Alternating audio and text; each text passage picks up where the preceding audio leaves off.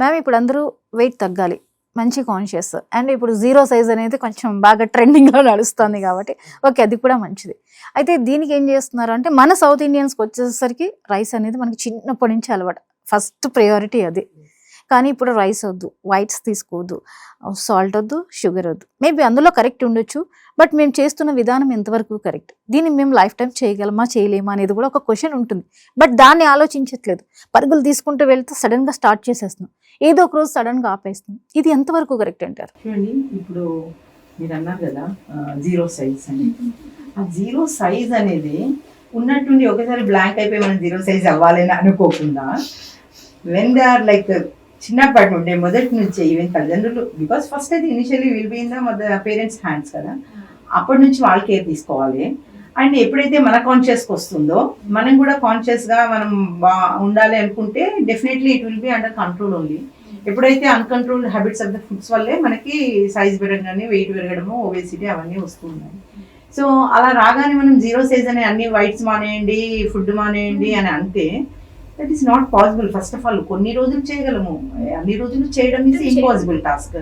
మీరు చేసినన్ని రోజులు కొద్దిగా ఉండి మళ్ళీ నెక్స్ట్ ఇమీడియట్ గా స్టార్ట్ చేయగానే అన్ని మళ్ళీ మొదలవుతాయి గెయినింగ్. వీక్ లో 2 రోజులు తింటే మళ్ళీ స్టార్ట్. డెఫినెట్లీ అలా కాకుండా మనం ఫస్ట్ నుంచి అండర్ కంట్రోల్లో ఉండేసి లైక్ రైస్ తీసుకోండి, అసలు మానేయాల్సిన అవసరం లేదు. Take 1 cup of rice, take ఒక 1 chapati or 2 chapatis and more సబ్జీస్. మనం మొదటి నుంచి అలవాటు చేసుకున్నాం అనుకోండి అది.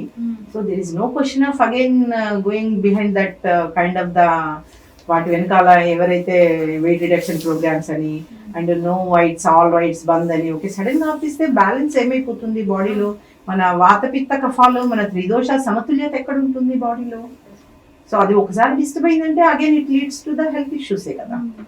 So we have to take in balanced way, balanced diet తీసుకోవాలి. అది మొదటి నుంచి మనకు కాన్షియస్ గా ఉంటే ఆ క్వశ్చన్ ఎరైజ్ అవ్వదు. ఒకవేళ ఆ క్వశ్చన్ ఎరైజ్ అయింది, ఒబేసిటీ వచ్చింది, ఇప్పుడు దాన్ని తగ్గించుకోవడానికి స్లో అండ్ ప్రాసెస్ లో వెళ్ళండి. అంతే తప్ప మొత్తం అన్ని బంద్ చేసి సడన్ గా మొత్తం బ్యాలెన్స్డ్ డైట్ మానేసి అంత డైట్ అంతా ఇంబ్యాలెన్స్డ్ గా సడన్ గా అయ్యేసరికి వేరే హెల్త్ ఇష్యూస్ వస్తాయి. అది వెయిట్ తగ్గడం పక్కన పెట్టేసి another health issues, thyroid kind of the diseases, అలాంటివన్నీ రావడానికి ఇలాంటి హెల్త్ ఫాలో అవ్వడమేనండి. కీటోన్ డైట్ అని ఇప్పుడు కొత్తగా మొదలు పెట్టారు, కీటోన్ డైట్. సో అది ఎన్ని రోజులు తీసుకుంటారు ketone diet? How far it's good for our health?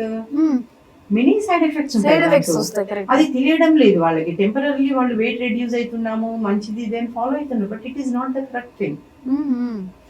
Okay, ఇప్పుడు మనము మన అకార్డింగ్ టు మెడికల్ సైన్స్ ప్రకారం మాట్లాడంటే త్రిదోషాలు సమతుల్యతగా ఉంటేనే మన హెల్త్ సరిగ్గా ఉంటుంది. ఎప్పుడు ఇంబ్యాలెన్స్ వచ్చినా వాతపిత్త కఫాల్లో మనకి different kind of the health issues. వాటిని సరిగ్గా ఉంచుకోవాలంటే మన లైఫ్ స్టైల్ సరిగా ఉండాలి ఫస్ట్.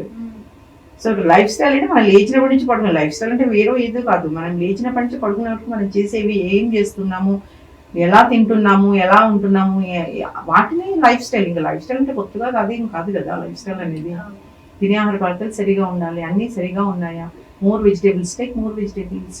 రైస్ కంపల్సరీ, మొత్తానికి రైస్ మానేసి కొన్ని రోజులు రైస్ తీసుకోకుండా సడన్ గా మళ్ళీ రైస్ తీసుకుంటే బాడీ యాక్సెప్ట్ చేయక సివియర్ బాడీ పెయిన్స్ డెవలప్ అయిన వాళ్ళు ఎన్ నెంబర్ ఆఫ్ ద పేషెంట్స్ మేము చూసాము మా ఎక్స్పీరియన్స్ లో. సో ఎప్పుడు కూడా రైస్ కంప్లీట్ గా మానేయకూడదు.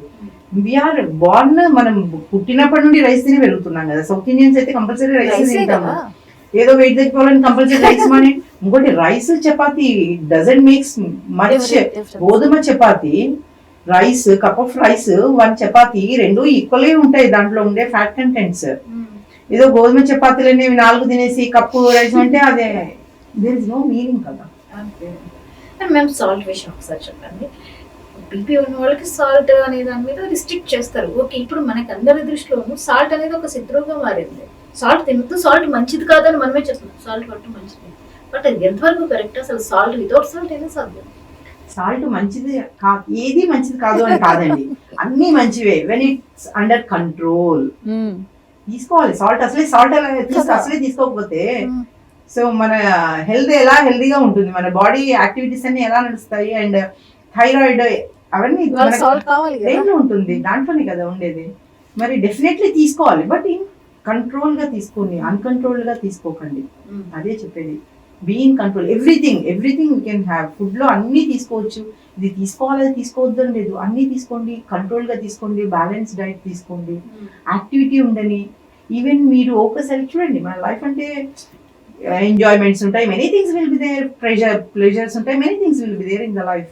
సో ఒకసారి మనం ఒక పార్టీకి వెళ్ళాము, అదే నేను డైట్లో ఉన్నాను, నేను తినను, you can have that, but same వేలో యూ వర్క్అవుట్. మీరు తిన్నాక వర్కౌట్ చేయండి, దానికి సేమ్ వేలో అది లూజ్ అయ్యేట్టు. దెన్ నథింగ్ సైడ్ ఎఫెక్ట్ ఉండదు, మీకేమీ కాదు మీరు తిన్నా కూడా. ఒకరోజు మనం ఒక స్వీట్ తిన్నాము, ఒక 2 స్వీట్లు తిన్నాము ఎక్కడికో వెళ్ళి, సరే వచ్చిన తర్వాత దానికి సరిపోయే వర్కౌట్ చేయాలి, సరిపోతుంది, అక్కడ బ్యాలెన్స్ కదా, అక్కడ అయిపోయింది. So there won't be any side effect for us. అది మైండ్లో మనకు కాన్షియస్గా ఉంటే నథింగ్ విల్ హ్యాపెన్. కానీ ఇంకొక విషయం వింటున్నాం, వీగన్స్ వీళ్ళు మిల్క్ ప్రోడక్ట్ ఏవి తీసుకోరు, ఇజంట్ ఇట్ రైట్?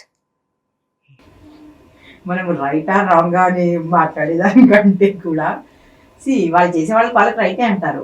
వాళ్ళు మొత్తం మిల్క్ ప్రోడక్ట్స్ మానేస్తారు, అసలు మిల్క్ ప్రోడక్ట్స్ తీసుకోరు. అది ఈ మధ్య కొత్తగా వచ్చింది లేండి, అది బాగా నడుస్తుంది, చాలా ట్రెండీగా నడుస్తుంది. ఈవెన్ మన సినిమా స్టార్స్ కూడా చాలా మంది ఫాలో అవుతున్నారు కదా, వాళ్ళని చూసి వీళ్ళు కూడా అందరూ ఫాలో అవుతున్నారు. కాకపోతే అకార్డింగ్ టు మై నాలెడ్జ్ అండి, ఇప్పుడు మిల్క్ ఎక్కడి నుంచి వచ్చింది మనకి?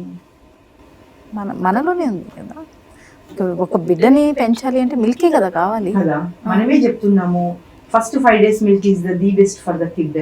పుట్టిన న్యూ బోర్న్ బేబీకి కంపల్సరీ ఇవ్వాల్సింది అని చెప్తున్నాం కదా, అన్ని ఇమ్యూనిటీ లెవెల్స్ పెరగడానికి అని. మరి అలాంటి వాళ్ళ మనమే మిల్క్ వద్దు అని మిల్క్ ప్రోడక్ట్స్ ఆపేయడం ఇన్ ద సెన్స్, చూడండి మిల్క్ తీసుకోవచ్చు, milk products many are there, cheese is there, many things are there, all are the milk products. అవి ప్రాసెస్డ్ మిల్క్ ప్రోడక్ట్స్, అవన్నీ ప్రాసెస్డ్ వన్స్ తగ్గించండి, ప్రాసెస్డ్ వన్స్ ని తగ్గించండి, న్యాచురల్ గా వచ్చే మిల్క్ తీసుకోండి.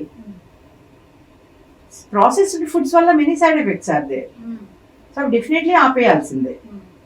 ఈవెన్ ఇన్ ఆయుర్వేదిక్ మెడిసిన్స్ లో కూడా కొన్నిటికి మిల్క్ ప్రోడక్ట్స్ ఆపేయమని చెప్తాం కొన్ని.